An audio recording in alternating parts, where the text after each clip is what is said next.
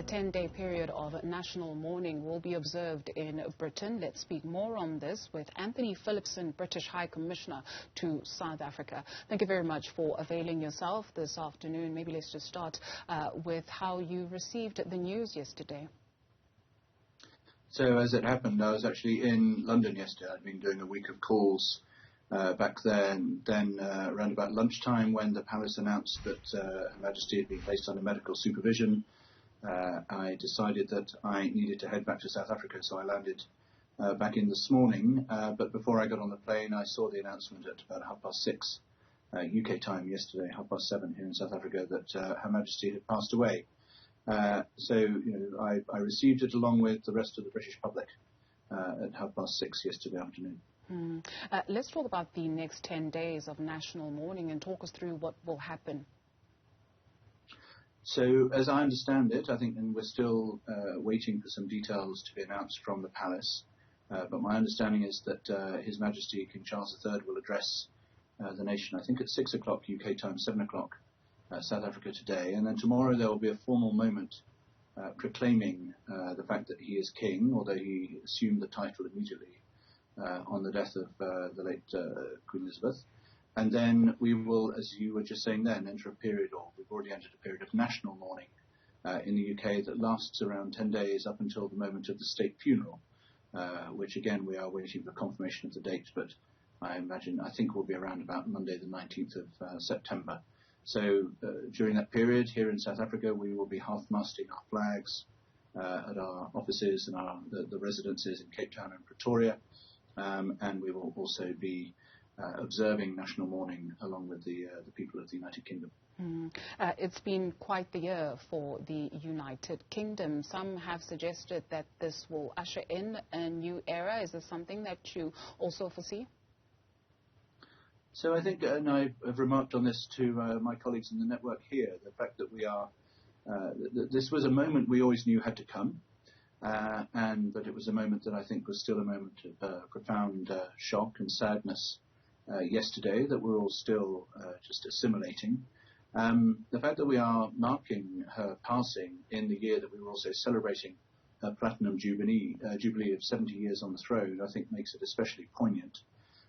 So I think it's a moment of commemoration of an extraordinary lifetime dedicated to public service. And one thing I always point out to people is that she made her speech on her 21st birthday dedicating her life to the service of the people of the Commonwealth. She made that speech from Cape Town, which I think is a particularly important sort of link to her relationship with South Africa.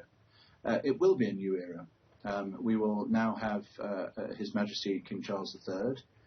I, like many millions around the world, I've never known another monarch or another leader of the Commonwealth other than Queen Elizabeth II. So it will be a new era, but I think there will also be a sense of continuity as I will remain a crown civil servant, and the monarchy is a source of stability in British political life and public life. So a new era building on what Queen Elizabeth achieved and did in her 70 years of public service, but on we go. Let's talk about King Charles. Much is expected of him, to whom much is given. I guess much is expected. What to expect from his reign? I think he has been a very passionate advocate for many of the causes that Her Majesty stood for. I think we can observe, along with others, his particular passion for the environment, his investment through the Prince's Trust in skills and education for the younger generation. I'm sure we will see those themes coming through. But I think, like everyone else, I will be waiting to see how he frames his priorities going forward. But I think we have seen over his years of public service his commitment to some really important community-related themes, improving and enhancing the world and the community that we live in. Speaking of priorities, some winds of change have been blowing from particularly maybe the Caribbean that I can think of currently, and especially Commonwealth countries also asking maybe at this point as to the way forward. What do you perceive the King will be doing with that? Will he keep that going? He has a choice or not? I think, again, I would observe that he has always been a very passionate advocate of the Commonwealth. And he has invested considerable amounts of his time and energy in the future of the Commonwealth and making the Commonwealth a relevant organisation for the younger generations. I think just at this moment, probably it's a time to pause and reflect on Her Majesty's 70 plus years of 70 years on the throne and a lifetime of public service. I'm sure we will get to His Majesty's priorities and what he wants to do to frame his monarchy going forward. I think just at the moment it's time to commemorate and allow people to mourn her passing and to celebrate her lifetime of achievement. Fair enough. You spoke of the Queen's lifetime dedicated to service. Perhaps just talk us through, maybe personally, you growing up and some of the most pointed moments that will stay with you. So I've had, actually, my whole professional career has been in the civil service, and I've always actually been very proud to call myself a crown civil servant.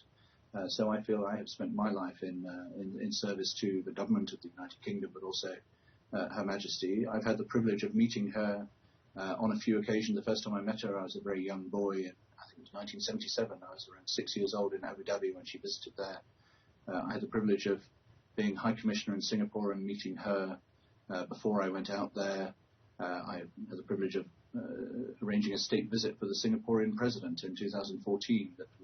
These are always very special moments with Her Majesty. They're very much her state visits, focused on her and her welcoming her fellow head of state to the United Kingdom.